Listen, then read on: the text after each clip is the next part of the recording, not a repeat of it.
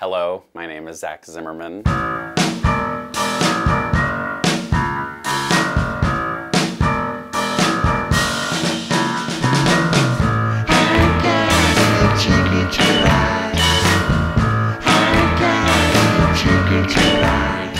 I used to work on a cruise ship performing sketch and improv comedy, which is a nightmare wrapped in a daydream. We ported in New York and went to Bermuda, back and forth and back and forth and back and forth. Bermuda's really only fun and interesting the first 5 times. This is the Manhattan Cruise Terminal, where I would get off every Sunday in order to explore Hell's Kitchen. So every week I would get 6 hours in New York City, the bustling metropolis. On Sunday mornings from 8 a.m. to 2 p.m.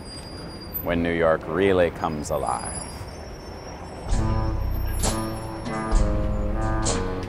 There is so little to do in Hell's Kitchen at 8:30 a.m. on a Sunday. Like, everyone just finished their last drink and has gone to bed. But I was there for my errands. I got like a good cup of coffee. I'd go to Starbucks. I'd go to Kmart and buy like socks and basics. There was definitely like a rat in the Midtown Kmart who was like, "Why are you here so early?" And I don't know. That's a good question, rat. But once I did all my errands, my favorite thing to do every week was to see my best friend, Halcyon.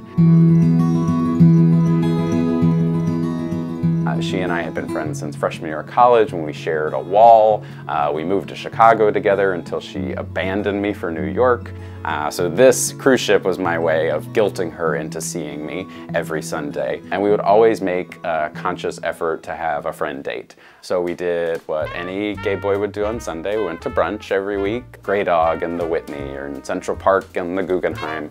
And we'd pack in sort of all these like classic, amazing, touristy New York things, but also local New York things into these little friend dates that we'd have each week. And that really was such a fun and interesting way to get to visit the city. But then come like 1 o'clock, you have this like internal ticking time bomb where you're like, oh, I gotta go get back on that prison or I'll lose my job. So I'd race back to the ship and like soak up the little bit of like self-service that we have left as we like looked at the New York skyline.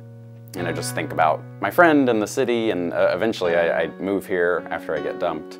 She was a good friend in hindsight, like to wake up that early every Sunday and to meet me. Friends don't make friends, meet them in Midtown. Now that I live in New York, I see my friend much more frequently than once a week. Though sometimes, like through scheduling and lives being busy, time can go longer without that. So there was something like beautiful and special about having this like very limited time we could see each other, because we both sort of treated it as very sacred and important to us. She was my best friend. When you're in a place for only a little bit of time, you go through the list, you're like, oh, is this person free? No, then are they free? Are they free? And you go down the list, but she always said yes, so I never got further down the list.